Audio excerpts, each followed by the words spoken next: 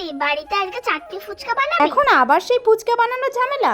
আরে ফুচকা তোকে বানাতে হবে, ফুচকা তো আমিই বানিয়ে এনেছি, তুই শুধু ভেজে দিবি। হ্যাঁ, শুধু ভাজলেই তো হয়ে যাবে, তাই না? দাঁড়িয়ে দেখ এখানে কত ঝামেলা। দিদি রে, চাটনি ফুচকা চাটনিটাও কি বাড়িতে বানাবি? তাছাড়া আর কি করবো, ওই বৃষ্টির মধ্যে কে আবার দোকানে যাবে? বাবা, ফুচকাগুলো কত বড় বড় হয়েছে, আমি তো এক গালে নিতেই পারবো না। ঠিক আছে, দেখাই যাবে। এবার আলুর খোসাগুলো একটু ছাড়িয়ে দে তো, আলুটাকে মাখিয়ে নি। আর প্রথমেই দেখলি তো ফুচকার যে মেন জিনিসটা বানিয়ে নিয়েছি, এই মশলাটা, যেটা না দিলে ফুচকা ফুচকা মনেই হয় না। জানিস দিদি, বাইরের থেকে তোর হাতের ফুচকা খেতে বেশি ভালো লাগে। এই যে তুই এত কিছু দিয়ে যে মাখাস। হ্যাঁ, বাইরে তো এত কিছু দেয় না। আর শেষে আলু মাখাতে একটু টক জলও দিয়েছিলাম। নে এবার ফুচকাগুলোতে আলুগুলো সব ভরে ফেলতো। দিদি রে, ফুচকার টক জল বানাবি না?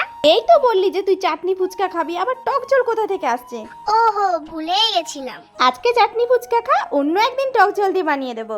এই দেখ, ফুচকাগুলো তো সব সাজিয়ে নিয়েছি। এবার এর মধ্যে কুচিয়ে রাখা শসা, পেঁয়াজ, কাঁচা ছোলা, বাদাম সবকিছুই তো দিয়ে দিলাম। দিদি রে, চাটনিটা একটু বেশি করে দিস। হ্যাঁ রে বাবা, বেশি করেই দিচ্ছি। এ বাবা, ঝুরি ভাজাই তো আনতে ভুলে গেছি। তোমার আর আনতে হবে না, আমিই এনেছি। আর শেষে একটু ধনেপাতা ছড়িয়ে দিয়েছি। এই নে, এবার খেয়ে বল কেমন হয়েছে। এত বড় তো মুখেই ধরছে না। তাহলে আর খেতে হবে না, দিয়ে দে। ইস,